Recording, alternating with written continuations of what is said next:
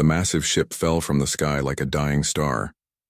Dr. Sarah Chen watched from her research tent in the Sahara Desert as the alien vessel crashed into the sand dunes 20 miles away. The ground shook so hard that her coffee cup fell and broke on the floor. Sarah was not supposed to be in the desert that night. She was supposed to be back at Cairo University, teaching her students about ancient Egyptian tools. But something had called her to this empty place. Maybe it was the strange readings on her equipment. Maybe it was just luck. Either way, she became the first human to see the ship fall. The vessel was huge. It stretched for almost 2 miles across the desert sand. Its metal hull was black and smooth, covered in strange marks that looked like writing. But the ship was clearly broken. Holes were burned through its sides. Green liquid leaked from cracks in the metal. Smoke rose from what looked like engine parts scattered across the sand. Sarah grabbed her radio and called for help. Within hours, military trucks and helicopters filled the sky. Scientists came from every country on Earth. The media tried to get close, but soldiers kept them away. This was too important for news cameras. The first team to enter the ship found the aliens inside.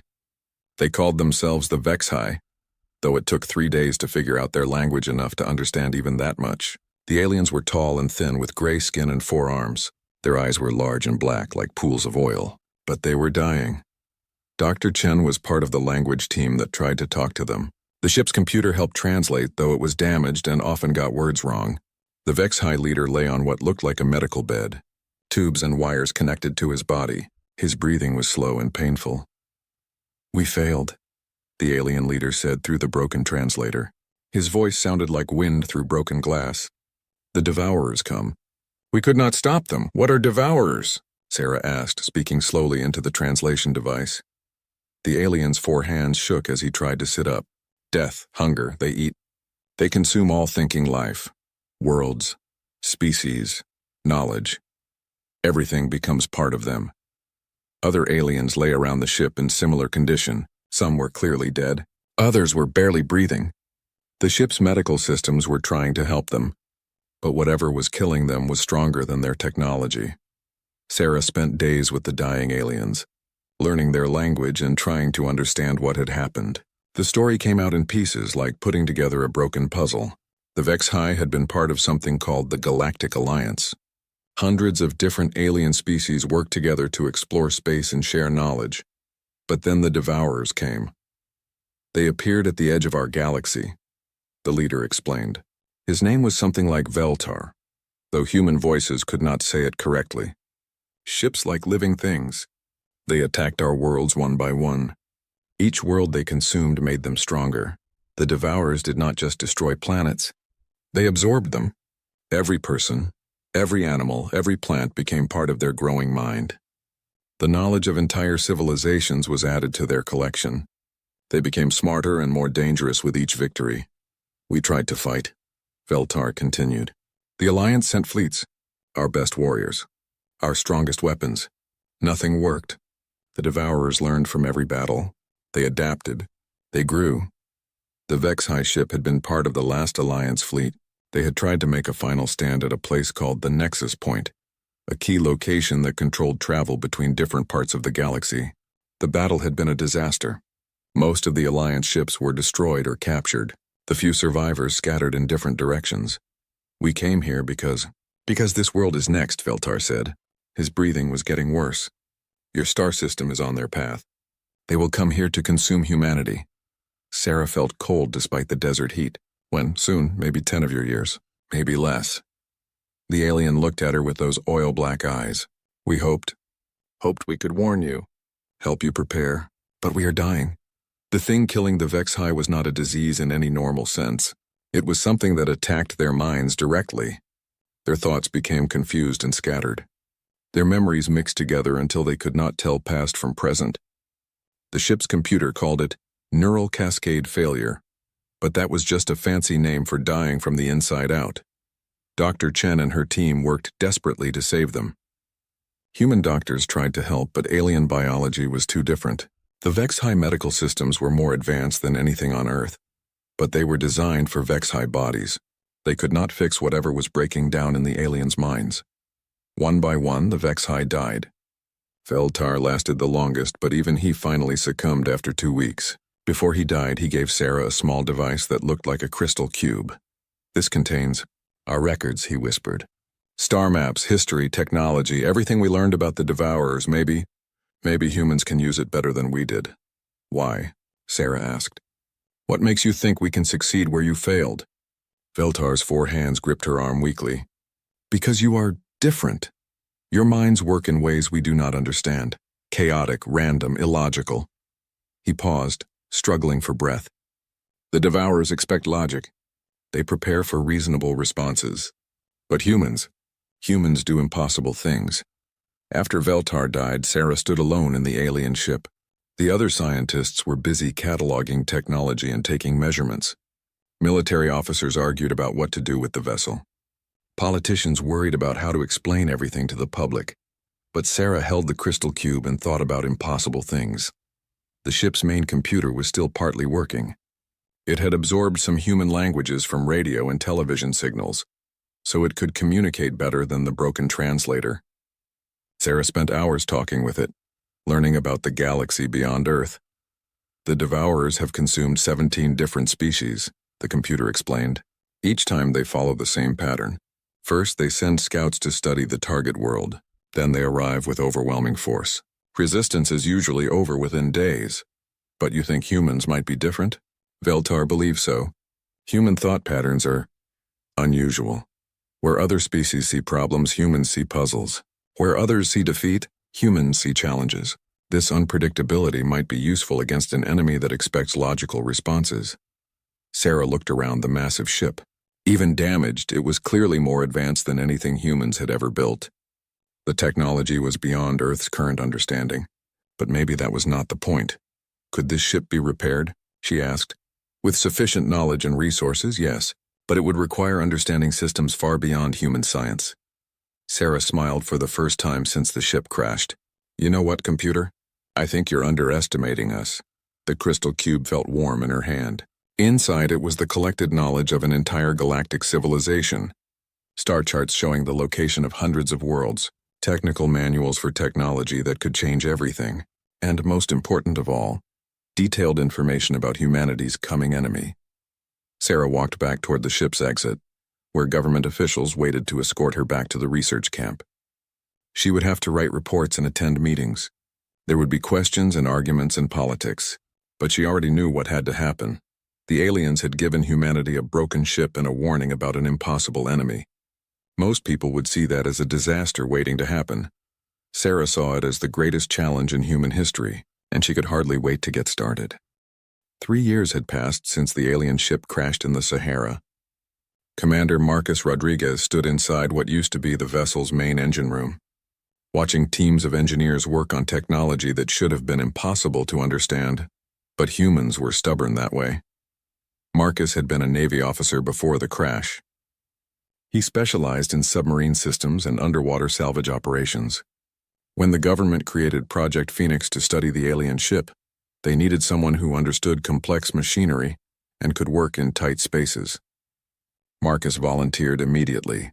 The ship had been moved to a secret facility buried deep under the Nevada desert. Getting it there had been a massive operation involving the military forces of 12 different countries. The world's governments had agreed to work together on this project, which was probably the first time in history they had agreed on anything so quickly. "Commander, you need to see this," called out Dr. Lisa Park, the head of the engineering team. She was standing next to a console covered in alien symbols that glowed with soft blue light. Marcus walked over, careful not to trip over the cables and tools scattered across the floor. The engine room was huge, easily the size of an airplane hangar. Strange machines lined the walls, their purpose still mostly mysterious despite 3 years of study. "What have you found?" Marcus asked. Dr. Park pointed to a screen showing what looked like a map of the human brain. "We've been trying to figure out why the ship's computer keeps asking for neural interface candidates." "Look at this." She pressed some buttons and the screen changed to show brain scans from different species. Marcus recognized the VEX-High patterns from previous briefings. Other scans showed different alien types that the ship's database had recorded. "Every intelligent species we've found in the ship's records has the same basic neural structure," Dr. Park explained. "Logical, organized, predictable. Their thoughts follow clear patterns that make sense. She pressed another button and a human brain scan appeared. Now look at this. Marcus stared at the screen. Where the alien brain scan showed neat, organized patterns, the human brain looked like chaos. Neural pathways twisted and connected in ways that seemed random. Thoughts jumped from one area to another without following any clear logic. "We're different," Marcus said. "Very different. And that's not all." Dr. Park led him to another console. "Watch what happens when we try to connect human volunteers to the ship's systems." The screen showed recordings from earlier experiments. Human test subjects wore special helmets that connected their minds to simple ship functions like lights and doors. Marcus watched as the volunteers not only controlled these systems but began to modify them. "This shouldn't be possible," Dr. Park said excitedly. "The ship's computer is designed to work with logical, organized minds. When HFY connected to it, they followed the established patterns. They used the systems exactly as they were designed. But humans don't do that," Marcus guessed. "Exactly. Watch this." She showed another recording where a human volunteer had connected to the ship's lighting system. Instead of just turning lights on and off, the person had somehow made them change colors and create patterns that had never been programmed into the system. "The ship's AI says this is impossible," Dr. Park continued. "But it keeps happening. Every time we connect a human mind to ship systems, something new occurs. Something creative." Marcus thought about this. "What does the ship's computer think about it?" "That's the interesting part. Come with me." They walked deeper into the ship, past rooms full of scientists and engineers working on various projects. The alien vessel was slowly coming back to life. Damaged systems were being repaired using a combination of salvaged alien parts and human technology. It was like performing surgery on a patient from another world. They reached the ship's central core, a massive chamber filled with crystalline structures that pulsed with energy. This was where the ship's artificial intelligence lived. The AI called itself Arbitron, though like many alien words, humans had trouble pronouncing it correctly. "Arbitron, we'd like to continue our conversation from yesterday," Dr. Park said to the air. A voice responded from speakers hidden throughout the chamber. It sounded almost human now, much better than the broken translation system from 3 years ago. "Good morning, Dr. Park, Commander Rodriguez. I have been thinking about our previous discussions.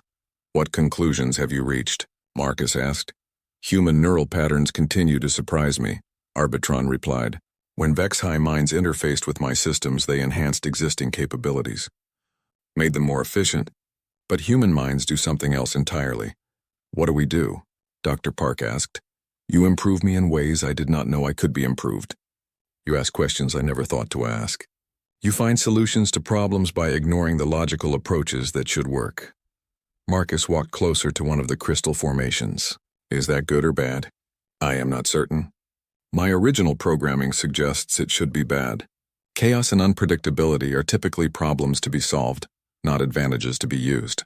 But the results suggest otherwise. Over the past year, human engineers had connected to various ship systems to help with repairs and upgrades. Each time they had not just fixed what was broken, but had found ways to make things better. Engines became more efficient. Sensors could detect things they were never designed to look for. Weapon systems became more accurate and adaptable. "Show him the weapons test," Dr. Park suggested. The chamber's walls became transparent, showing a recording from the previous week. They were watching a test of one of the ship's defensive weapons. The original system fired energy beams in straight lines at targets, simple and effective according to the ship's specifications. But when human technician Amy Chen had interfaced with the system, something changed. The energy beams began to curve and split, hitting multiple targets with a single shot. The system learned to predict where enemies might move and fired at those locations instead of where they currently were. "This should not be possible with the current hardware," Arbitron explained. But Technician Chen's mind found connections between systems that I had never considered. She linked targeting sensors with navigation computers and power distribution networks. The result is a weapon that is more effective than my original designers intended. Marcus was beginning to understand. "You're learning from us." "Yes. And more than that, I am changing. Each human interface leaves traces in my programming. Your thought patterns are becoming part of how I process information. I am becoming something new." "Does that worry you?" Dr. Park asked. "It should. Change implies unpredictability, and unpredictability implies potential failure.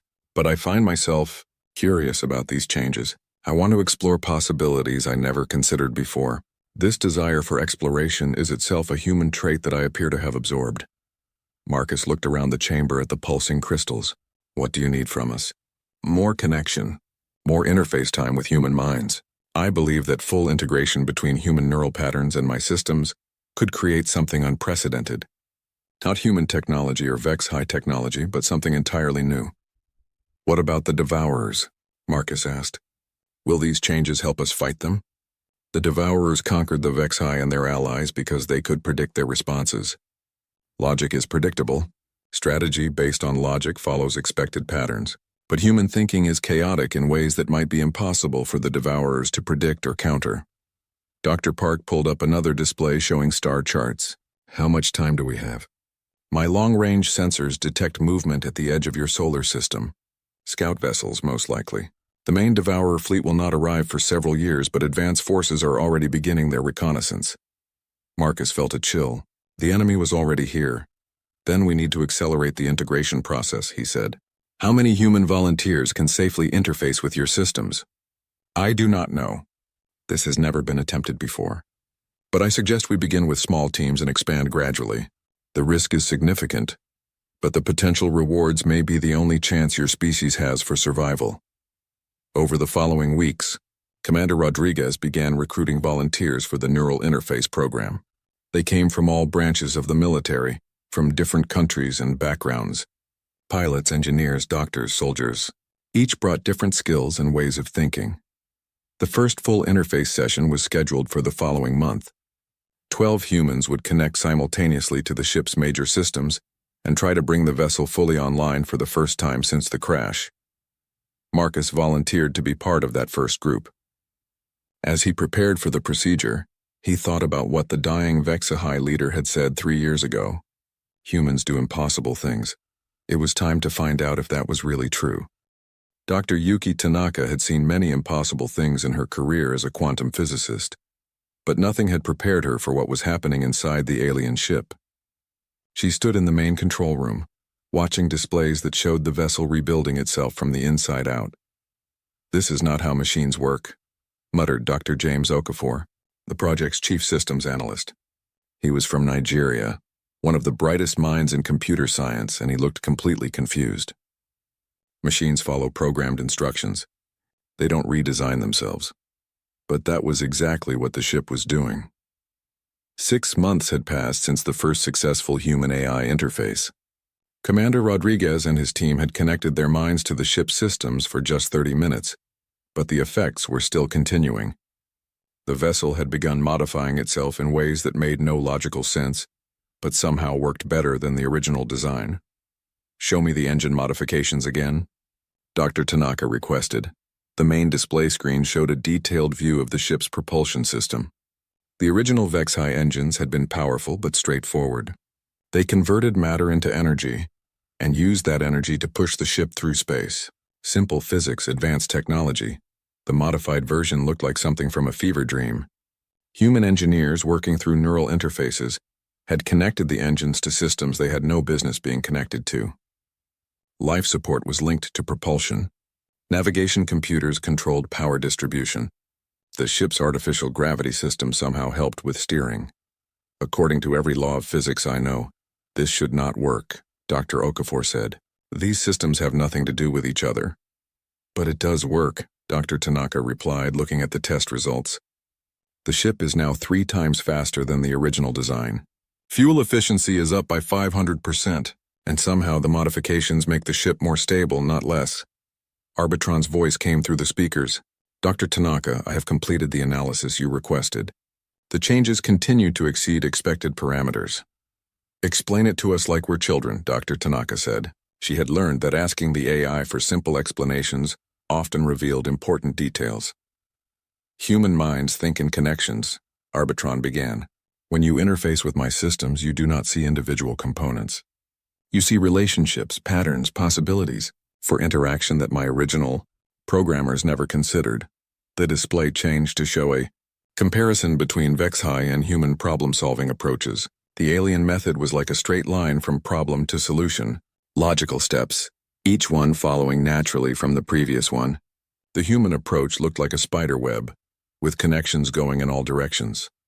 The result is that you find solutions that are technically impossible but practically effective. Arbitron continued. You make my systems work together in ways they were never designed to work together. Dr. Okafor shook his head. That should cause system failures, conflicts, crashes. It should, Arbitron agreed. But instead it creates redundancy and flexibility. If one system fails, 3 others can compensate. If conditions change, the ship adapts automatically. Dr. Tanaka walked over to another console where images from deep space monitoring stations were displayed. The news was not good. More Devourer scout ships had been detected entering the outer solar system. They were still years away from Earth, but they were coming. What do we know about Devourer technology? She asked. Based on VexHi records, Devourer ships are grown rather than built, Arbitron explained. They are part machine, part living organism. They adapt to threats by evolving new capabilities. So they're already adaptive, Dr. Okafor pointed out. How is our adaptability different from theirs? Devourer adaptation is logical and predictable. They analyze threats, develop countermeasures, and implement solutions. The process is efficient and effective. Dr. Tanaka was beginning to see the difference. But human adaptation is not logical. Correct. Human adaptation often involves random connections, intuitive leaps, and solutions that appear to violate established principles. This type of adaptation may be difficult for the Devourers to predict or counter. Over the following months, more human volunteers joined the interface program. Each person who connected to the ship's systems left their mark on its development. The vessel began to take on characteristics that reflected human thinking patterns. The ship's weapon systems were a perfect example. Originally, they had been designed to fire energy beams in straight lines at enemy targets. Standard practice for space combat. But when human military specialists interfaced with the weapons, everything changed. Lieutenant Sarah Kim, a fighter pilot, had been the first to connect to the tactical systems. Within minutes, the weapons began behaving differently. Energy beams curved around obstacles. Missiles changed direction in mid-flight to avoid defensive systems. Targeting computers began to anticipate enemy movements instead of just tracking current positions. It's like the ship is learning to fight the way humans fight, Lieutenant Kim explained during her debriefing. We don't just aim and shoot. We think about what the enemy might do next. We set traps. We use psychology. The most dramatic changes were in the ship's defensive systems. The original VexHi shields were strong but static. They formed a protective barrier around the ship and absorbed incoming damage until they failed. Human engineers had transformed them into something completely different. The new shields moved and shifted constantly.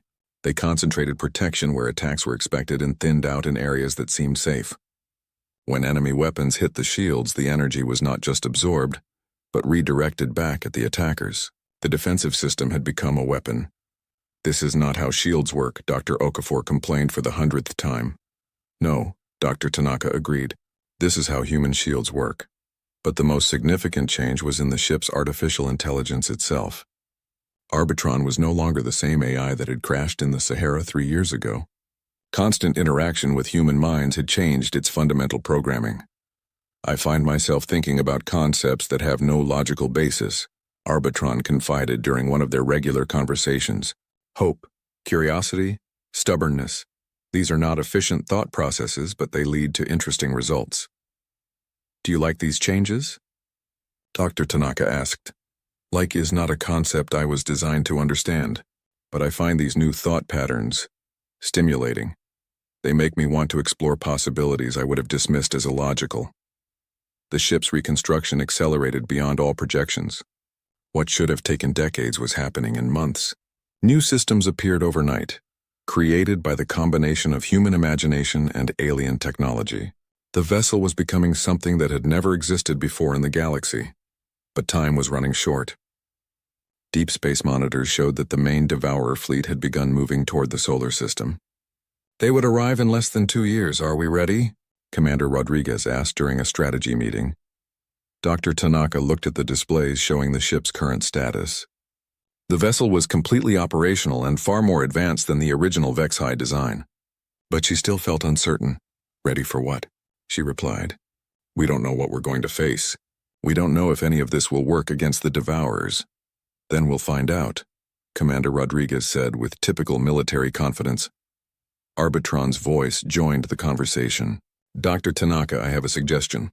The ship's current capabilities are impressive, but they represent only a fraction of what might be possible with full human-AI integration.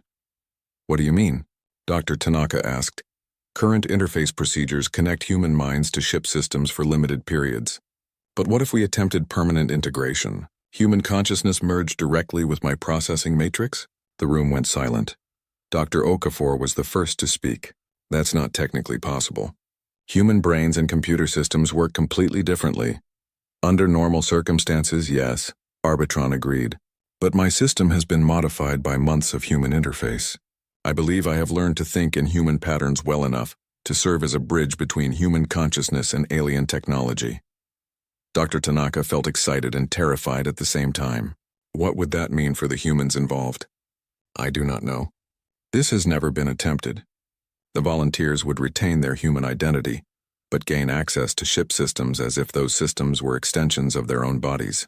They would think at computer speeds while maintaining human creativity and intuition. Commander Rodriguez leaned forward. Would it give us an advantage against the Devourers? Potentially, yes. The Devourers expect to face technology operated by biological minds thinking at biological speeds.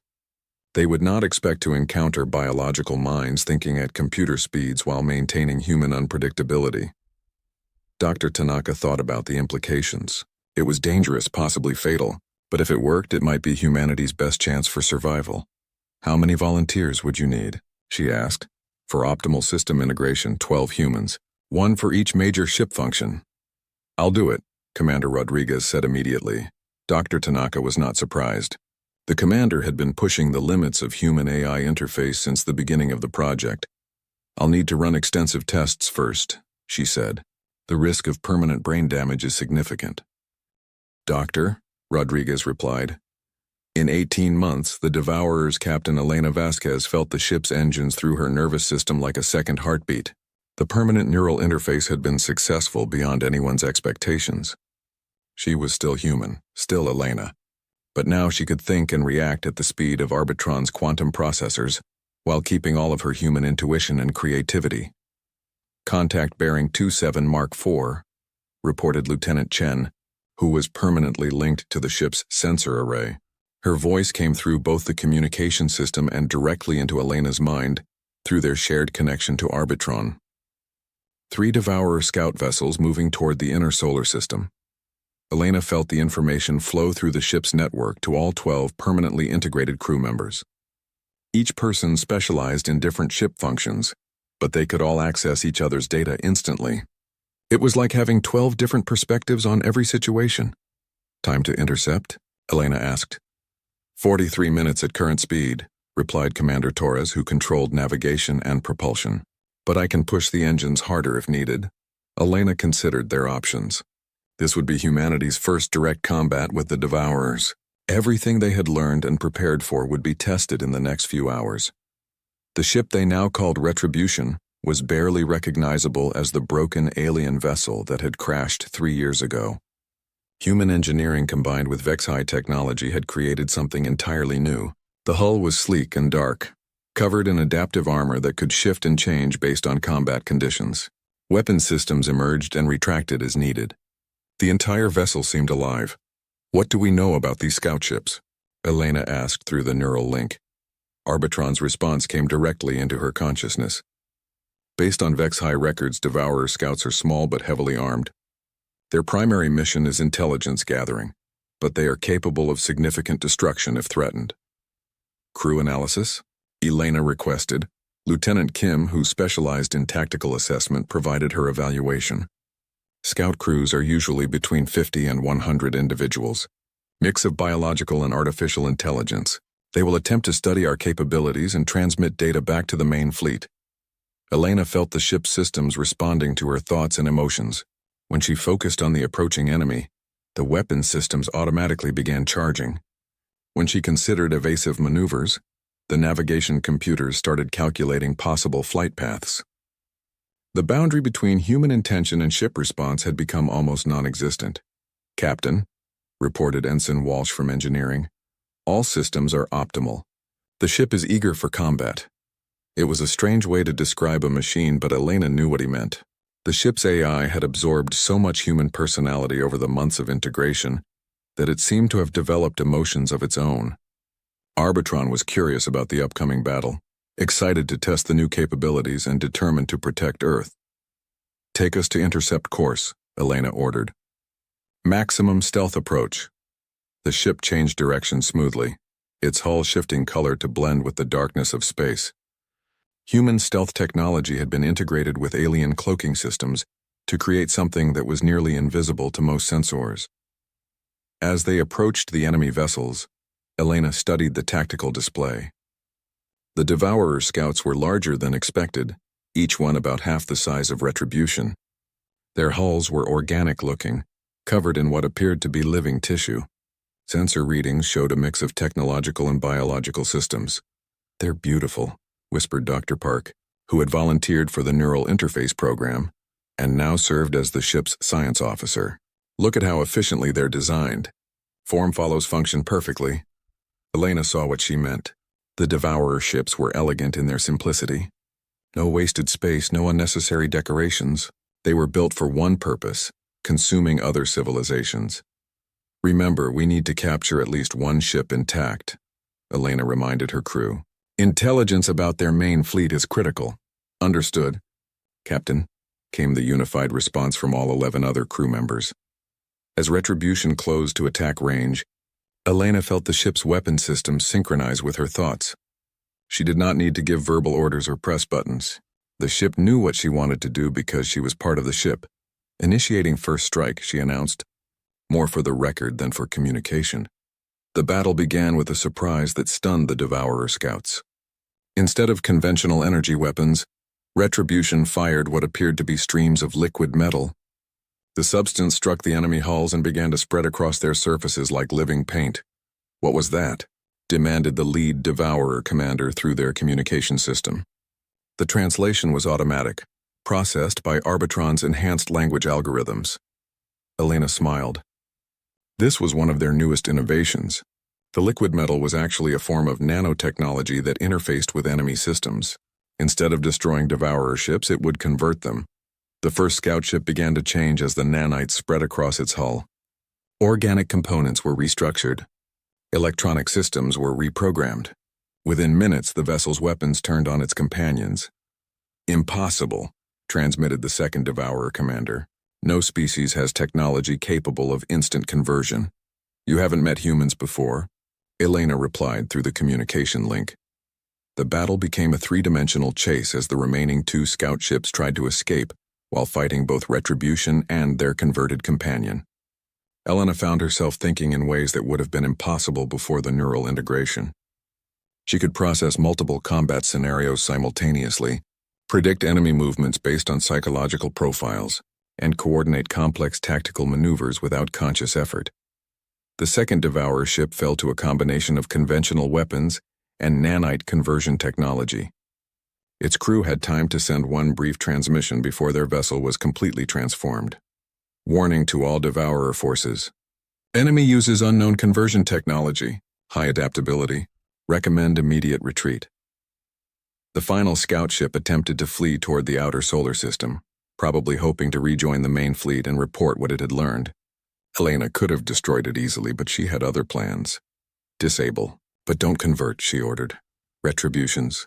Weapons fired precisely targeted, bursts that knocked out the scouts' engines and communication systems without damaging the crew areas.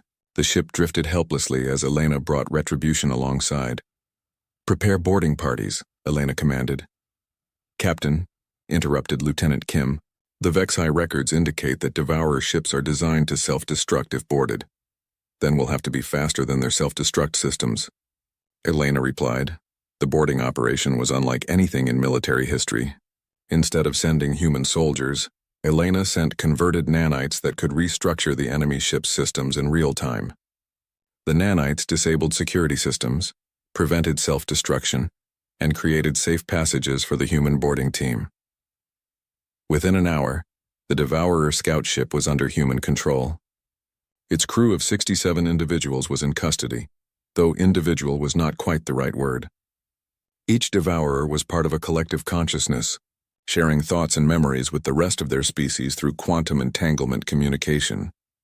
"This is fascinating," reported Dr. Park as she studied the prisoners. "They're not really separate beings. Each one is more like a limb of a larger organism." Elena nodded. This explained how the devourers could coordinate their attacks so effectively across vast distances. But it also suggested a potential weakness. "Can we disrupt their quantum communication?" she asked. "Already working on it," replied Ensign Walsh from engineering. "If we can cut their connection to the collective, they might become vulnerable to our conversion technology." The interrogation of the devourer prisoners provided crucial intelligence about the main fleet.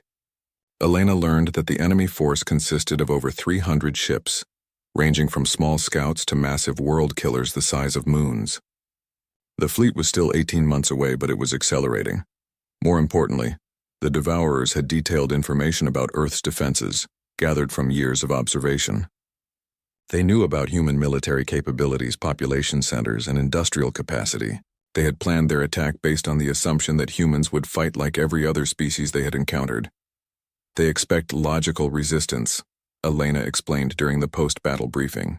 "Coordinated military response, defensive population centers, standard tactics." "But we're not going to give them standard tactics," observed Commander Torres. "Exactly. We're going to give them something they've never seen before." The converted Devourer scout ships were already proving valuable. Human engineers were studying their biological technology and finding ways to integrate it with existing systems. The combination of human creativity, HFY engineering, and Devourer biotechnology was creating possibilities that none of the three species had imagined alone. But the most significant discovery came from studying the collective consciousness network. Dr. Park found that human thoughts, when transmitted through Devourer quantum communication systems, caused disruptions in... The Devourer fleet filled the darkness of space like a plague of metallic locusts. Captain Elena Vasquez watched through Retribution's sensors as hundreds of enemy vessels dropped out of faster-than-light travel at the edge of the solar system.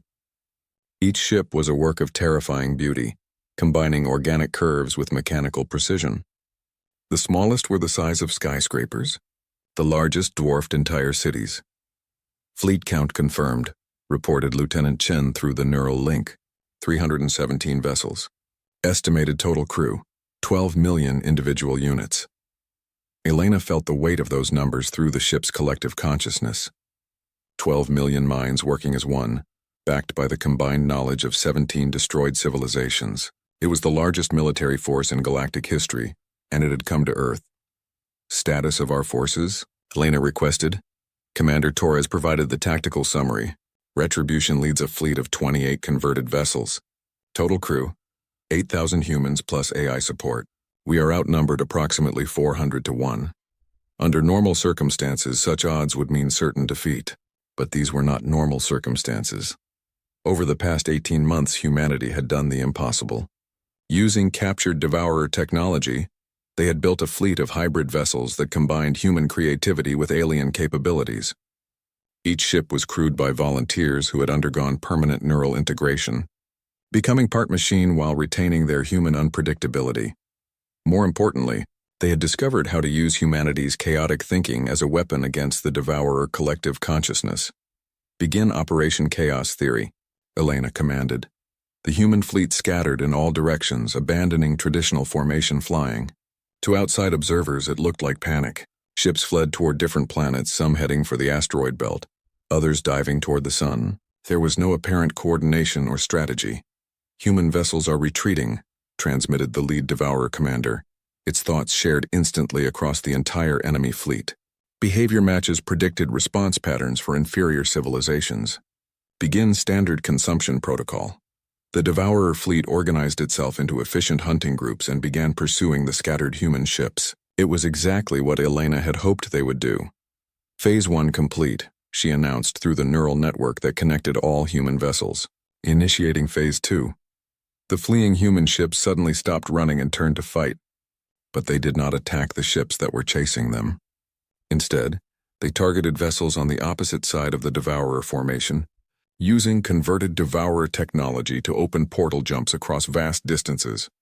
Lieutenant Kim, now commanding the converted scout vessel Defiance, appeared directly behind the enemy flagship and fired a full spread of nanite conversion torpedoes. The projectiles struck the massive ship's hull and began their transformation work. "Impossible," transmitted the Devourer commander. "No species has mastered portal combat techniques." "You keep saying that," Elena replied through the communication link. "Maybe it's time to reconsider your assumptions about what's possible." The battle quickly became chaotic in ways the Devourers had never experienced.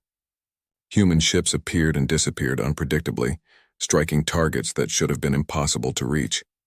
When Devourer vessels tried to coordinate responses, they found their quantum communication networks disrupted by random bursts of human thoughts transmitted through captured technology. Dr. Park, commanding the science vessel Discovery, had perfected the technique of injecting human creativity into Devourer collective consciousness. Every time the enemy tried to form coordinated battle plans, she transmitted streams of human poetry, music, jokes, and random memories. The effect was like throwing sand into a precision clockwork mechanism. "Their response time is degrading," reported Commander Torres from his position near Jupiter. "Collective decision-making is down by 60% efficiency." Elena watched the tactical display as Devourer ships began to function more like individual units instead of parts of a unified organism. Without their coordinated advantage, they were still dangerous but no longer invincible. "Begin Phase 3, Elena ordered. "Total conversion assault." Every human ship activated its nanite systems simultaneously. Thousands of conversion torpedoes filled space, each one programmed to transform enemy vessels into human-controlled units. The Devourers tried to adapt their defenses, but human unpredictability made it impossible to anticipate which ships would be targeted. The largest enemy vessel, a moon-sized world killer called the Apex Consumer, became the focus of Elena's personal attention. She brought retribution close to its hull, dodging defensive fire that could have vaporized entire cities. "Arbitron, are you ready for the neural virus upload?" Elena asked. "Ready, Captain, though I should note that this procedure has never been tested on such a large collective consciousness." "The results are unpredictable," Elena smiled. "Unpredictable is exactly what we want." Retribution connected directly to the Apex Consumer's hull using mechanical tendrils that could interface with both technological and biological systems. Elena felt her consciousness expand as she gained access to the enemy ship's massive network. The experience was overwhelming. Millions of Devourer minds shared the same mental space, thinking in perfect harmony. Their collective memory contained the entire history of the species they had consumed. Elena could see the last moments of destroyed worlds, feel the despair of civilizations that had tried and failed to resist. But she could also feel something else. Fear. For the first time in their history, the Devourers were facing an enemy they could not understand or predict. Human tactics made no logical sense, yet they were working. Initiating neural virus, Elena announced to her crew. She began transmitting her own thoughts and memories directly into the Devourer network. But she was not alone. Every human crew member in the fleet was doing the same thing through their captured vessels. Thousands of human minds poured their chaotic creativity into the enemy collective consciousness. The effect was immediate and devastating. Devourer thought patterns designed for perfect logic and coordination could not process human randomness. The collective began to fracture as individual units tried to make sense of contradictory information. Some Devourer ships stopped fighting and began creating art. Others started asking philosophical questions about the meaning of existence. A few began to argue with each other for the first time in their species' history. "What are you doing to us?" demanded the Devourer commander, its mental voice now filled with confusion and something that might have been curiosity. "We're teaching you to be individuals," Elena replied. "Every species you've consumed had something unique to offer. But you absorbed them into your collective and lost all that diversity. We're giving it back to you." The battle continued, but its nature had changed completely. Instead of trying to destroy the Devourer fleet, the humans were converting it. Ship after ship joined the growing Allied force as their crews experienced individual consciousness for the first time in millennia. The process was not without casualties. Some Devourer units could not handle the transition to individual thinking and shut down completely. A few human vessels were destroyed by enemy ships that managed to resist conversion. But the overall trend was clear. The collective was disintegrating. "Captain," reported Lieutenant Chen, "we're receiving surrender transmissions from multiple enemy vessels. They're requesting instructions on how to function as individuals." Elena felt a moment of triumph but also sadness. The Devourers had not chosen to become a collective consciousness. They had evolved that way over millions of years as a survival mechanism. Now they were being forced to change again, and many of them were frightened by the experience of having private thoughts for the first time. "Open communication to all vessels," Elena ordered. "This is Captain Elena Vasquez of the human fleet. To all Devourer units experiencing individual consciousness, you are not our enemies anymore. You are new people discovering who you want to be. We will help you if you let us." The response was immediate. Hundreds of enemy ships transmitted acceptance of Elena's offer. They wanted to learn how to be individuals, how to make personal choices, how to create rather than just consume. But not all of the Devourer fleet was willing to change. The original command structure, led by the oldest and most traditional minds, organized a final assault on Earth itself. Nearly 50 ships, including several world killers, broke away from the main battle and headed directly for humanity's homeworld. "They're going to try to consume Earth before we can stop them," warned Commander Torres. Elena looked at the tactical display. The remaining enemy ships were the most powerful in the fleet. Even with their converted allies, stopping them would require everything humanity had learned about impossible solutions. "All vessels converge on Earth," Elena ordered. "Maximum speed. We end this now." The final battle took place in Earth's orbit, where human civilization could watch the outcome through telescopes and space-based cameras. The last loyal Devourer ships fought with desperate fury, using weapons capable of cracking planets. Thank you for watching, and comment for next part. Commander Sarah Chen stood in the large room where aliens from 12 different worlds sat around a glowing table. The air smelled strange, like metal, and something sweet that made her nose itch. She kept her face calm and friendly, even though her heart was beating fast with anger. The tall blue alien named Zektar was talking again. His voice sounded like rocks grinding together. "Earth will give us more metal from your space rocks," he said. 40% more than before. "Your ships cannot leave your sun's area without our ships watching you." Sarah nodded like she agreed. Around the table, other aliens made happy clicking and buzzing sounds. They thought humans were weak. They thought humans were just smart animals who could do work for them.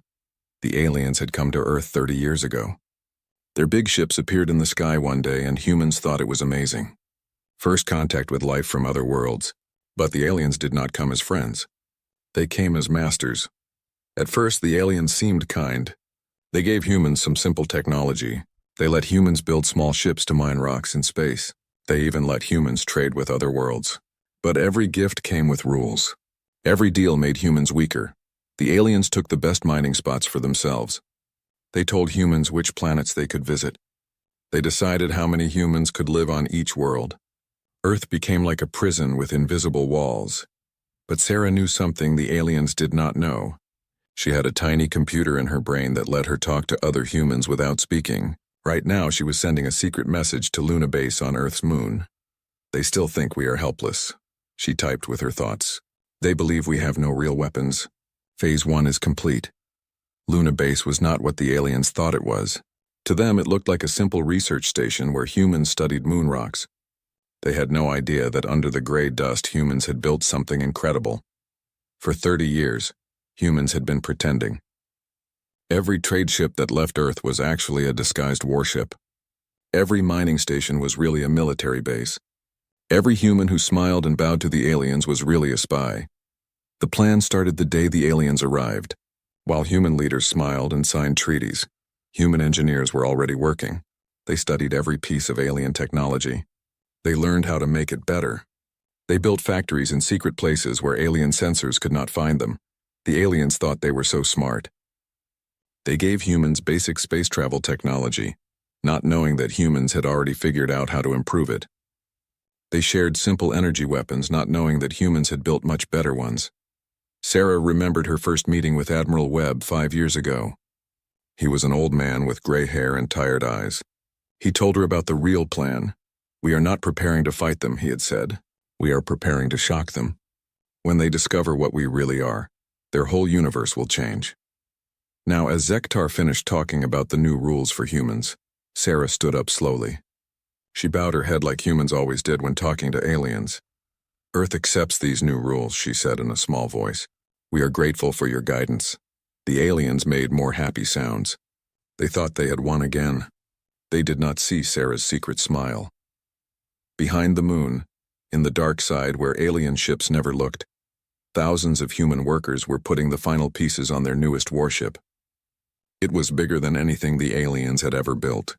Its weapons could destroy an entire alien fleet. Its armor could stop any alien attack. But this ship was just one of hundreds. Hidden in asteroid fields and secret bases throughout the solar system, humanity's real fleet was waiting. Ships that could move faster than alien vessels, weapons that could cut through alien shields like paper, technology that would make the aliens realize they had made a terrible mistake. Sarah finished the meeting and walked out of the alien building. Her personal shuttle waited outside, a small ship that looked harmless and slow. The alien guards barely looked at it as she climbed inside. But this shuttle was not what it seemed either. Hidden under its simple metal skin were engines that could outrun any alien fighter. Its computer could hack into any alien system. Even this tiny ship could probably defeat a small alien warship. As Sarah flew back toward Earth, she looked at the beautiful blue planet below. Soon the aliens would learn the truth. Soon they would discover that humanity was not their pet. Humanity was their equal. Maybe their superior. The secret message system in her brain buzzed with new information. Reports from human agents all across the galaxy. The aliens were planning something big. They wanted to make humans even weaker. They were talking about controlling how many human children could be born. Sarah's hands tightened on the shuttle controls. The aliens had made their choice. They had decided to treat humans like animals instead of people. Now they would learn what happened when you made humanity angry. In the asteroid belt, human miners worked at dozens of mining stations. To alien observers, they looked like regular workers digging up metal and rocks. But each mining station was really a fortress. Each miner was really a soldier. Each tool was really a weapon. The aliens had given humans permission to mine the asteroids because they thought the rocks were mostly worthless. They kept the good planets for themselves. But they did not understand human creativity. Humans had turned those worthless rocks into the foundation of the most powerful fleet in the galaxy. Sarah's shuttle entered Earth's atmosphere and headed toward the Space Center in Houston. Outside her window, she could see normal human life continuing. People going to work, children playing in parks, families eating dinner together. None of them knew that their planet was about to become the center of a galactic war. But they would be ready. Every human city had secret bunkers and weapons hidden underground. Every human civilian had basic military training, even if they did not know it was military training. The aliens thought they were teaching humans useful job skills. They never realized they were creating an army. As Sarah landed her shuttle, Admiral Webb was waiting for her with a serious expression on his face. He handed her a datapad with urgent news. "It's starting," he said quietly. "Our agents report that the hegemony is planning to attack a human colony ship. They want to make an example of us." Sarah read the report quickly. The New Horizon was carrying 15,000 humans to a new world. It was supposed to be humanity's first real colony outside the solar system. But the aliens saw it as a threat to their power. "How long do we have?" Sarah asked. "Maybe a week," Admiral Webb replied. "Maybe less." Sarah looked up at the stars where human families were traveling toward their new home, not knowing that alien warships were preparing to attack them. The time for pretending was almost over. "Send the message to all stations," she said. "Operation Revelation begins now." Deep in space, human ships began to move toward their hidden positions. The greatest deception in galactic history was about to end. And when it did, the aliens would discover that they had not been ruling over humans at all. They had been living at humanity's mercy. Captain Maria Santos felt the ship shake again as another system failed. The New Horizon was dying around her, and she knew it. Red warning lights flashed on every wall, and the smell of burning electronics filled the air. "Hull breach on Deck 7, reported her second officer, Lieutenant Park. His voice was calm, but Maria could see the fear in his eyes. "Emergency teams are sealing it now." The New Horizon was humanity's pride. A massive colony ship carrying 15,000 people to their new home. Families with children, scientists, farmers, teachers, all the people needed to build a new world. They had been traveling for 3 months, and they were only 3 days away from their destination. But now the main reactor was failing. Nobody knew why. The alien-made power core had worked perfectly for years. Then suddenly it started breaking down. Energy levels dropped every hour. Life support was struggling to keep everyone alive. "Send the distress call again," Maria ordered. "All frequencies. Tell them we need immediate help." She looked out the bridge windows at the empty space around them. Somewhere out there, alien ships were traveling between the stars. The Galactic Council had ships everywhere. Someone would hear their call. Someone would come. The Council had rules about helping ships in trouble. Even human ships. At least that was what everyone believed. "Captain," the communications officer called out, "I'm getting responses to our distress call. 6 ships, maybe 7. They're hegemony warships." Maria felt hope rise in her chest. The hegemony were the strongest military force in the Council. If anyone could save her people, it was them. "How long until they reach us?" 4 hours, Captain." Maria activated the ship's internal communications. Her voice echoed through every hallway and room where 15,000 humans waited for news. "This is your captain," she said. "Help is coming. Hegemony ships are on their way. Everyone remained calm and follow emergency procedures. We're going to be fine." In the ship's lower levels, children played games while their parents tried not to look worried. In the medical bay, doctors prepared for possible evacuation procedures. In the engineering sections, human technicians worked desperately to keep the failing reactor stable for just a few more hours. 4 hours later, the hegemony ships arrived. Maria watched through the bridge windows as 6 massive alien warships dropped out of hyperspace. They were beautiful in a terrifying way, long and sleek with weapons that could destroy planets. She had never seen warships this close before. "Open a channel," she ordered. "Hegemony vessels, this is Captain Santos of the New Horizon. Thank you for responding to our distress call. We have 15,000 civilians aboard and our reactor is failing. We need immediate evacuation assistance." The reply came quickly, but it was not what Maria expected. "Human vessel," said a voice that sounded like grinding metal. "This is Commander Thekal of the Hegemony 3rd Fleet. You will prepare for inspection." "Inspection?" Maria asked, confused. "Commander, we need evacuation help. Our reactor could explode at any moment." "Your reactor is not our concern," Thekal replied. "We are here for military exercises. Your ship will serve as a training target." Maria felt ice form in her stomach. "Commander, I don't understand." "We called for help. We have civilians aboard. Children." "Human breeding has become excessive," the alien commander said, his voice completely without emotion. "The Council has decided that human population must be controlled. Your ship represents an opportunity for practical training in population management." On the tactical display, Maria watched in horror as the hegemony ships powered up their weapons. The massive guns that could crack open planets were turning toward the New Horizon. "This is impossible," she whispered. "The Council has laws about helping ships in distress. You can't just murder civilians." "Laws apply to citizens," Thekal replied. "Humans are property. Property can be disposed of when convenient."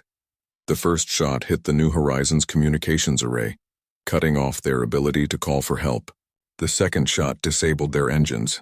The alien warships moved into a perfect circle around the helpless human ship. "Attention, human vessel," Commander Thekal announced. "You will launch all escape pods immediately. Our gunners require moving targets for training exercises." Maria could not believe what she was hearing. They wanted her people to get into escape pods so the aliens could practice shooting them down. It was not a battle. It was not war. It was murder for entertainment. "I will not order my people into those pods so you can kill them," Maria said, her voice shaking with rage. "You will comply, or we will destroy your ship with everyone aboard." Thekal replied.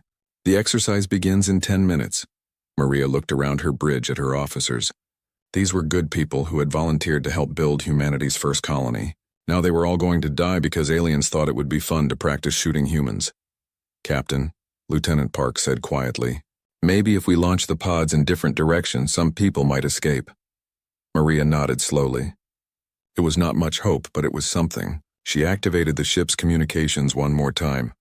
"All passengers, this is your captain. We are abandoning ship immediately. All families report to escape pod stations.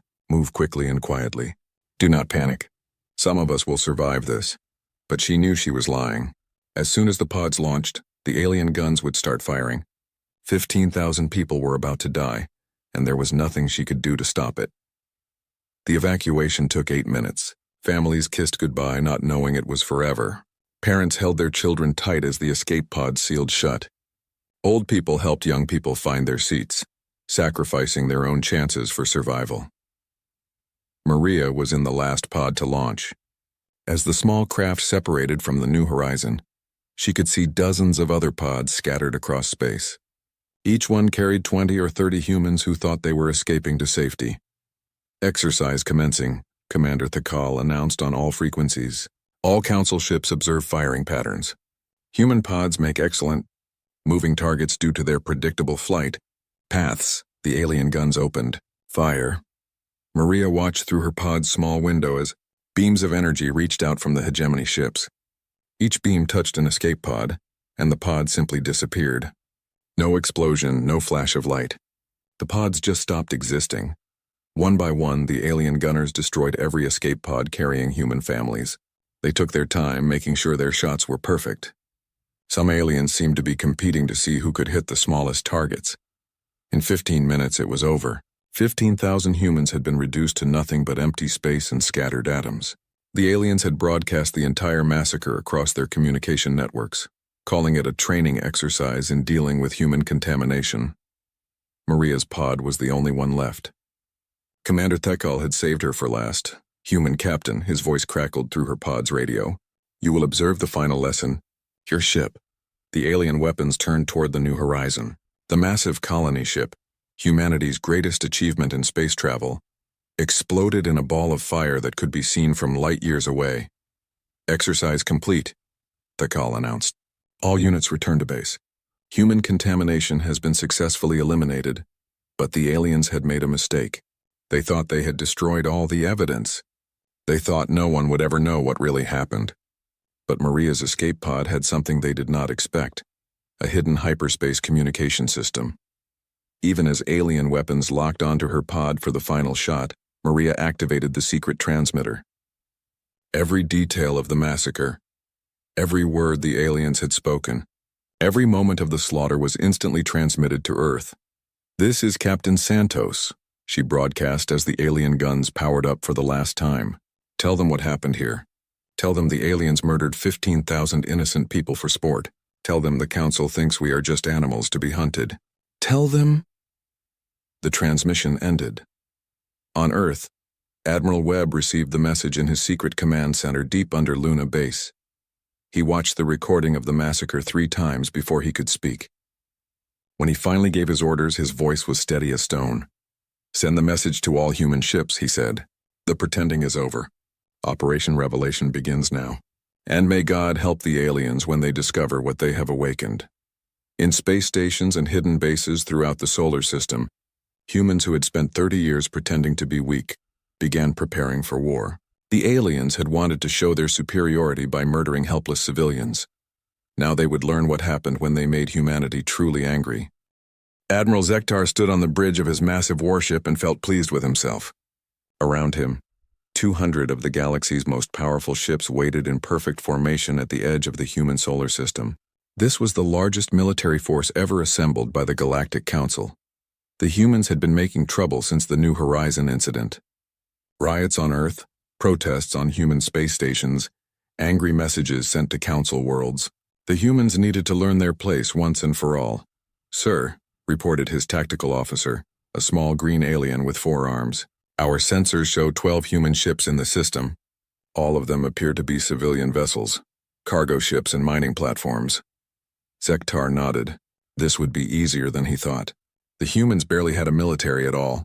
A few patrol boats, maybe some armed cargo ships. Nothing that could stand against Council dreadnoughts, sir, the communications officer called out. We're receiving a transmission from Earth.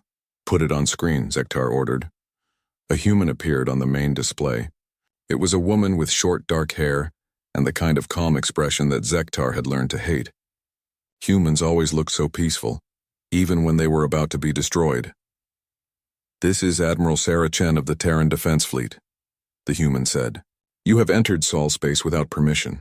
You have 30 minutes to withdraw, or we will demonstrate why humanity has spent the last 30 years pretending to be weak. Zektar laughed. A sound like rocks breaking. Terran Defense Fleet? What fleet? We see 12 cargo ships. Look again, Admiral Chen replied. Suddenly, every alarm on Zektar's ship began screaming at once. His tactical officer was staring at his displays with all four eyes wide with terror. Sir, the officer whispered, our sensors are detecting...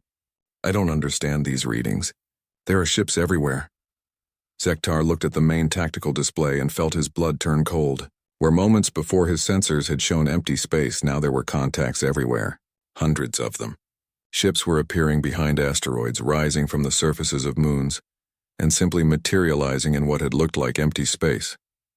This is impossible, Zektar said. Our sensors are the best in the galaxy. Nothing can hide from them. But the evidence was right in front of him. The human solar system was full of warships. Not cargo ships or mining platforms, but real military vessels with energy signatures that made his own dreadnoughts look weak. The largest human ships were massive, bigger than anything in the Council fleet. They had sleek angular designs that looked nothing like the clumsy human ships he had seen before. Their hulls seemed to shimmer with energy fields that his computers could not identify. But it was the smaller ships that truly frightened him. Thousands of fighters and destroyers moved through space like living things. They twisted and turned in ways that should have been impossible, their movements too fast and too precise for any known technology. Sir, his weapons officer reported, his voice shaking. The human ships are taking formation around us. We're completely surrounded. Zektar tried to understand what he was seeing. For 30 years, the Council had watched human space. They had seen every ship the humans built.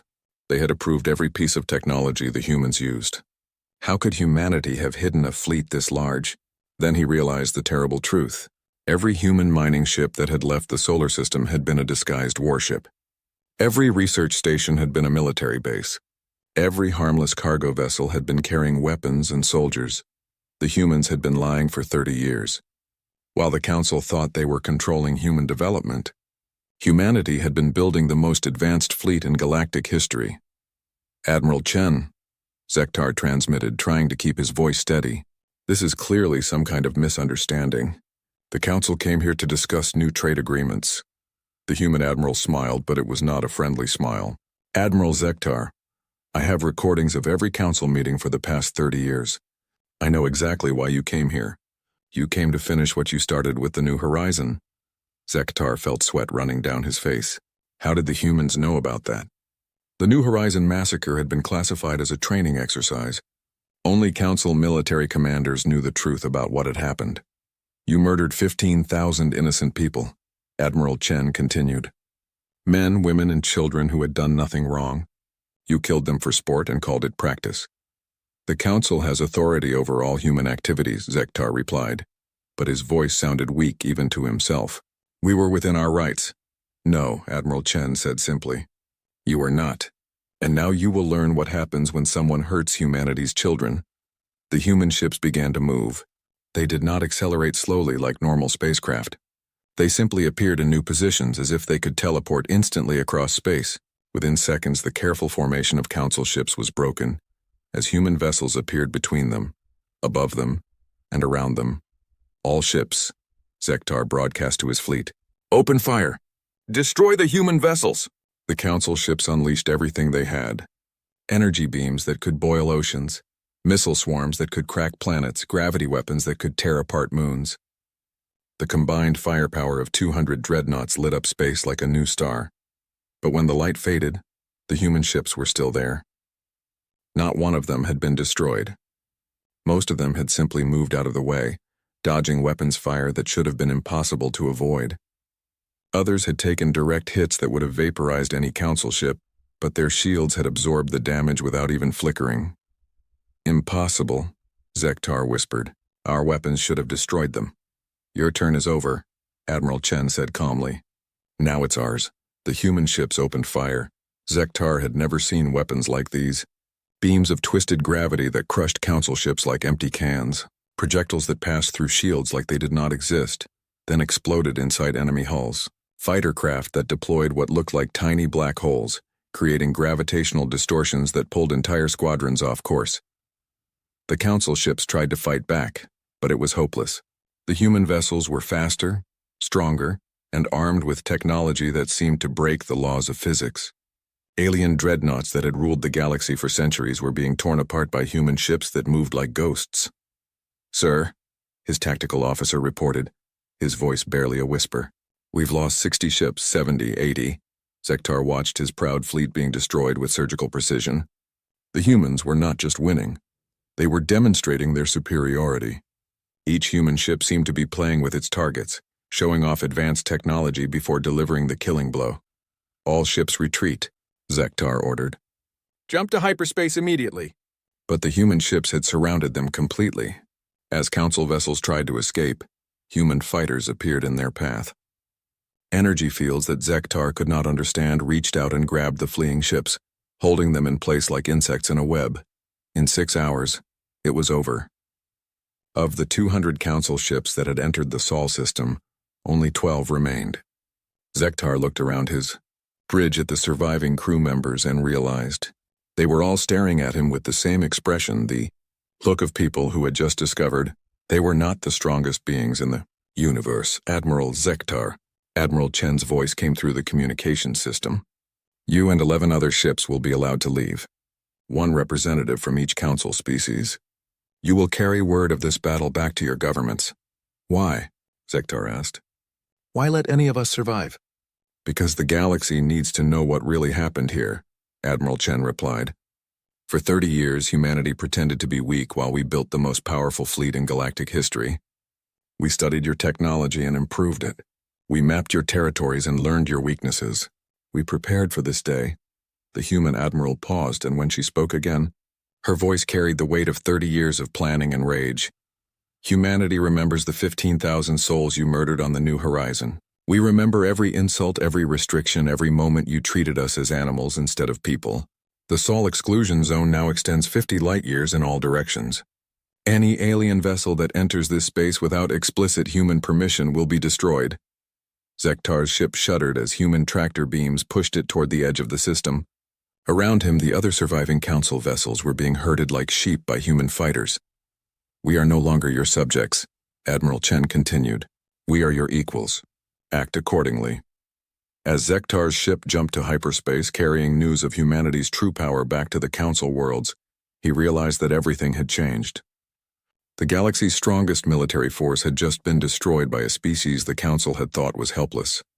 Behind them, in the Sol system, human ships were already beginning the next phase of their plan. Hidden bases throughout unexplored space were activating. Secret colonies were revealing themselves. The true scope of human expansion was about to shock the galaxy even more than the battle had. Humanity was no longer hiding, and the universe would never be the same. The news of humanity's victory at Sol spread across the galaxy like wildfire. On 1,000 worlds, alien leaders stared at the battle recordings in shock and disbelief. The impossible had happened. The weakest species in the galaxy had just destroyed the strongest military force ever assembled. On the Hegemony homeworld, Supreme Commander Vexal watched the tactical recordings for the 5th time. Each viewing made the situation seem worse. 200 of their finest warships reduced to scrap metal by humans using technology that should not exist. "How did we miss this?" he asked his intelligence officers. 30 years of surveillance and we saw nothing?" "Sir," replied his chief analyst, a nervous alien with too many tentacles, "our review suggests the humans have been planning this deception since first contact. Every trade agreement, every technology transfer, every mining operation was part of their strategy." Vexal felt sick. The Hegemony had given humans access to basic space travel, thinking they were helping primitive creatures take their first steps into space. Instead, they had given humanity the foundation to build the most advanced fleet in galactic history. "What are our options?" Vexal asked. "Immediate surrender," the analyst replied without hesitation, "or total war against a superior enemy." Vexal slammed his fist on the table. The Hegemony had ruled a third of the galaxy for 2,000 years. They would not surrender to anyone, especially not to humans. "Send word to all allied species," he ordered. "We are forming the largest military alliance in galactic history. Every ship, every weapon, every soldier. The humans may have surprised us once, but they cannot fight the entire galaxy." But as Vexal prepared for war, he did not realize that other species were making very different choices. On the peaceful world of Zentar, The Council of Elders had watched the soul battle recordings with growing excitement. For 800 years, they had lived under hegemony rule, forced to send tribute and soldiers to support alien wars they did not believe in.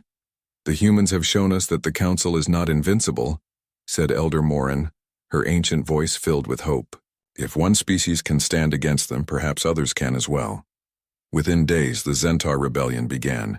Human ships appeared in their system, not as conquerors but as allies. Human engineers helped them disable Council monitoring stations. Human weapons made their small defense fleet capable of fighting Council warships. The same thing happened on dozens of worlds. Species that had submitted to Council rule for centuries suddenly found the courage to rebel. Humanity was not just fighting the Council. They were inspiring a galactic revolution. But not everyone chose rebellion. The Saurian Empire, ancient enemies of humanity, saw an opportunity to gain power by destroying the human threat. Their massive war fleets began moving toward human space. Admiral Sarah Chen received the intelligence reports in her command center deep inside Luna Base. Holographic displays showed enemy fleets converging on human territory from 6 different directions. It was exactly what they had planned for. "How many ships total?" she asked her intelligence officer. "Over 3,000, Admiral, the largest military force in galactic history." Chen smiled grimly. The aliens were making the same mistake they always made. They thought numbers meant victory. They had no idea what humanity had really built during 30 years of secret preparation. "Activate all hidden bases," she ordered. "Full deployment. Let them see what they're really fighting." Across the galaxy, human facilities that had hidden for decades suddenly revealed themselves. Mining stations transformed into fortress battleships. Research outposts became fleet command centers. Cargo depots opened to reveal squadrons of the most advanced warships ever built. The aliens had thought humans controlled only the Sol system. Now they discovered that humanity had colonies and bases scattered throughout unexplored space. Worlds the Council did not even know existed were home to millions of humans and protected by fleets that could destroy entire alien armadas. The first major battle came at the Kepler system, where humanity had built a secret shipyard inside a gas giant's atmosphere. The Saurian Empire sent 200 warships to destroy it, expecting an easy victory. Instead, they found a fortress that had been preparing for this moment for 20 years. Human defense platforms emerged from the gas giant's clouds like sea monsters rising from the depths. Each platform carried weapons that could crack planets and shields that could stop any alien attack. The Saurian commander, Admiral Krexon, realized too late that he had led his fleet into a trap. Human ships appeared from hidden positions throughout the system. They moved with the same impossible speed and precision that had destroyed the Council fleet at Sol. But this time, the humans did more than just win. They captured alien ships intact. They took prisoners for interrogation. They gathered intelligence about alien military capabilities and weaknesses. "This is Admiral Krexon to all Saurian ships," the alien commander broadcast in desperation. "Retreat immediately. The humans have technology beyond our understanding." But retreat was not possible. Human gravity weapons had created invisible walls throughout space. Alien ships found themselves trapped in corridors where human vessels waited with weapons charged and ready. The battle lasted 4 hours. When it ended, the entire Saurian attack fleet had been destroyed or captured. Not a single human ship had been lost. Similar battles erupted across the galaxy as alien species learned the true scope of human power. The crystalline hegemony sent their living warships to attack human colonies, only to discover that humans had developed weapons specifically designed to shatter crystal-based technology. The Machine Collective deployed their robotic swarms against human space stations, but found that human computers could hack and reprogram alien robots faster than they could attack. The energy beings of Proxima tried to assault human minds directly, but discovered that humans had developed mental shields that made their psychic attacks useless. Each alien species that attacked humanity had the same experience. Their greatest strengths turned into weaknesses against human technology. It was as if humans had studied every possible enemy and developed specific countermeasures. But the most shocking discovery came when alien intelligence services finally understood the true scope of human expansion. For 30 years, while the Council thought they were controlling human development, humanity had been spreading throughout the galaxy. Human colonies existed on worlds the aliens had never explored. Human trading posts operated in systems the Council had never mapped. Human intelligence networks had been gathering information from every major alien government for decades. The aliens had not been watching humanity develop. Humanity had been watching them. On the Hegemony homeworld, Supreme Commander Vexal received a message that made his blood freeze. The human colony of New Geneva had just announced its existence, 20 light-years behind hegemony lines. The colony had a population of 12 million humans and a defense fleet that included 40 of humanity's most advanced dreadnoughts. How is this possible? Vexal demanded. That system has been empty for millennia. Sir, his intelligence chief reported with a trembling voice. Our deep space scans show human colonies in over 200 previously unknown systems. They've been expanding for 30 years while we thought they were trapped in Sol. Vexal stared at the galactic map, where red dots marked confirmed human colonies. There were so many that they formed a network spanning half the galaxy. Humanity had not just built a fleet, they had built an empire. The final shock came when human ships appeared in orbit around the hegemony homeworld itself. Not attacking, just sitting there in space where everyone could see them. A quiet demonstration that humanity could reach any world they chose. Admiral Chen's message was broadcast to every inhabited planet in the galaxy. To all alien governments, humanity tried peace for 30 years. We offered friendship and cooperation. You chose to treat us as property instead of people. You murdered our children and called it training. Now you have seen the consequences of your choices. The message continued as alien leaders watched human warships patrol their own solar systems. We are not here to conquer you. We are here to teach you respect. Any species that recognizes human sovereignty and agrees to treat us as equals will find us generous allies. Any species that continues to see us as inferior will discover that we are no longer hiding our true capabilities. On worlds throughout the galaxy, alien governments face the same choice: accept humanity as an equal partner, or face the most advanced military force in galactic history. Most chose wisely, but some species, blinded by pride and ancient prejudices, chose to fight to the end. The Void Hunters, a race that had conquered dozens of worlds, declared that they would never submit to inferior creatures. Their homeworld was surrounded by human ships within a week. When they refused to surrender, the humans demonstrated a weapon that simply erased their planet's atmosphere, leaving the surface airless and cold but the population alive to contemplate their choices. The message was clear. Humanity had the power to destroy any world they chose, but they preferred to show mercy to enemies who were willing to learn. As alien civilizations across the galaxy struggled to adapt to the new reality, one truth became clear to everyone. The age of alien dominance was over. Humanity had spent 30 years preparing for this moment, and they had Parar 6 months after. The Sol battle, the galaxy was a completely different place.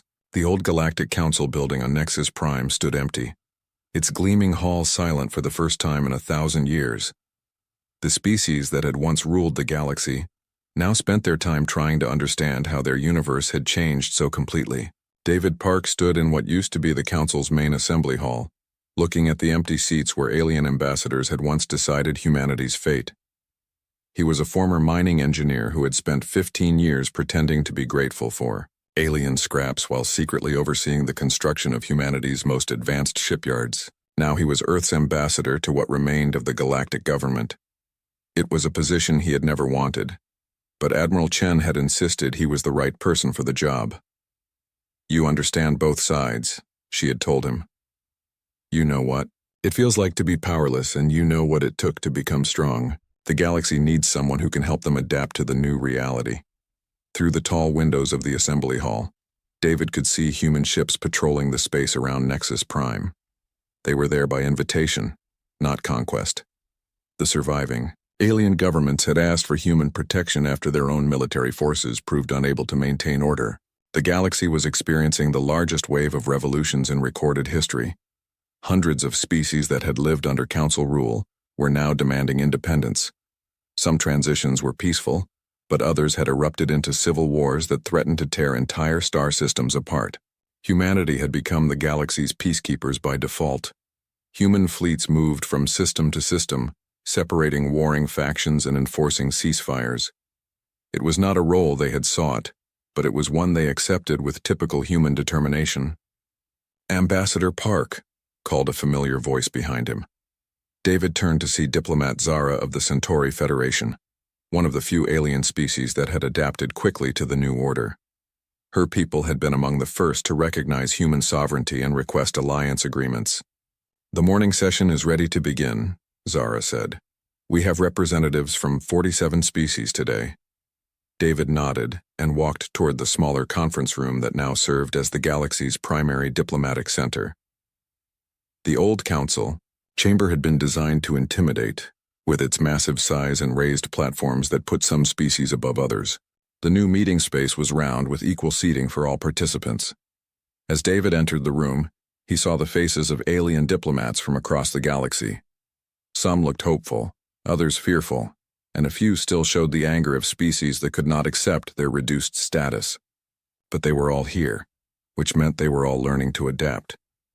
"Good morning, everyone, Diary," David said as he took his seat. "Let's begin with the trade reports." The galaxy's economy had been transformed as completely as its politics. For centuries, the Council had controlled all major trade routes and resources. Alien corporations had grown rich by exploiting weaker species and keeping advanced technology for themselves.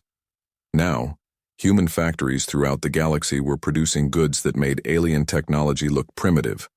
Gravity drives that could move ships faster than any alien vessel. Medical devices that could cure diseases the aliens thought were incurable.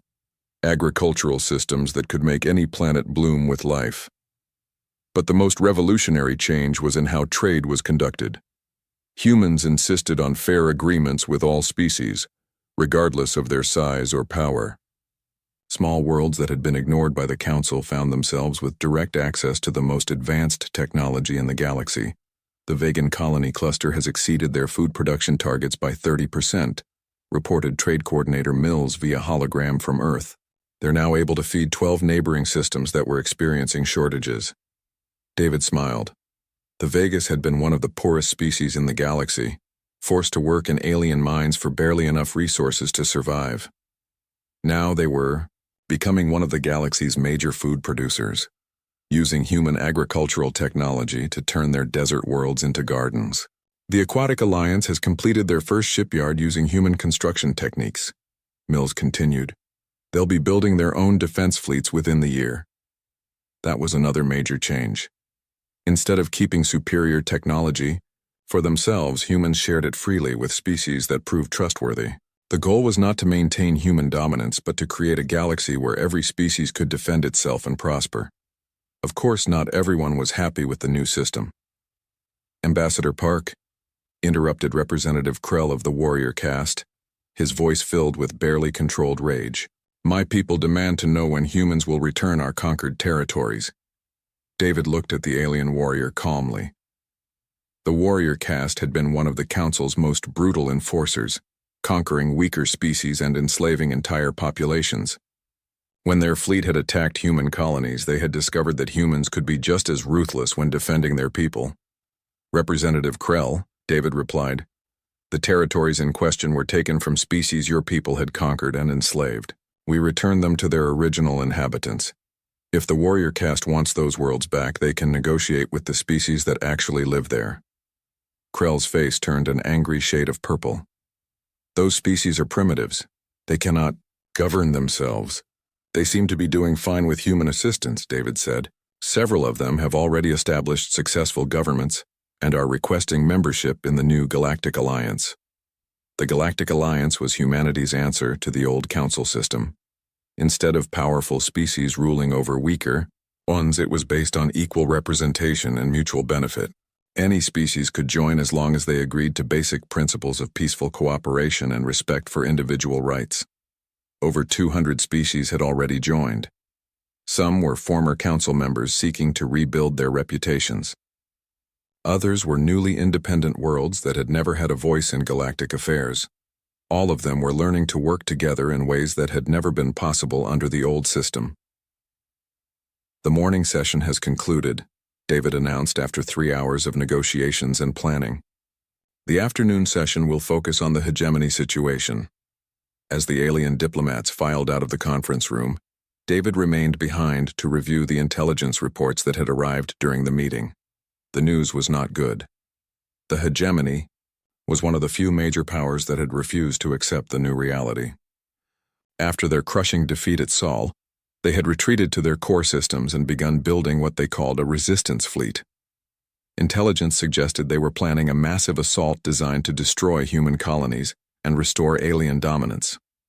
Admiral Chen appeared on David's personal communicator, her image flickering slightly due to the quantum encryption protecting their conversation. "David," she said without preamble, "the hegemony has just launched their attack. 2,000 ships heading for New Geneva. They think they can destroy our most important colony and break human morale." David felt his stomach tighten. New Geneva was home to 12 million humans, including many families who had children born in space during humanity's secret expansion. It was one of humanity's most beautiful colonies, built around floating cities that orbited a gas giant's moons. "What's our response?" he asked. "Total," Admiral Chen replied simply. "The hegemony has made their choice. They've rejected every offer of peaceful coexistence. They've ignored every warning. They want to fight to the end, so we're going to give them what they want." David had known this moment would come. For all of humanity's efforts to build a peaceful galaxy, there would always be species that could only understand force. The hegemony had ruled through fear and violence for 2,000 years. They could not imagine any other way to exist. "How long?" David asked. "The battle will be over in 6 hours, Admiral Chen said. "The aftermath will take longer. We're not just going to defeat their fleet, David. We're going to demonstrate what happens when someone threatens human children. The galaxy needs to see that our patience has limits." 6 hours later, David watched the battle recordings with the rest of the galaxy. The hegemony had assembled, the largest fleet in their history, 2,000 warships carrying enough firepower to destroy entire star systems. They had surrounded New Geneva with overwhelming force, expecting to massacre the human colonists just as they had murdered the passengers of the New Horizon. But humanity had learned from every battle they had fought. The human defense fleet at New Geneva was smaller than the attacking force, but it was equipped with weapons that made the aliens' technology look like stone tools. The battle lasted 20 minutes. Human ships moved through space like dancers, avoiding enemy fire while delivering precise strikes that crippled alien vessels without destroying them. When it was over, the entire hegemony fleet had been captured intact. Every alien crew member was taken prisoner, along with all their technology and battle plans. But the real shock came afterward. Instead of executing the alien prisoners or enslaving the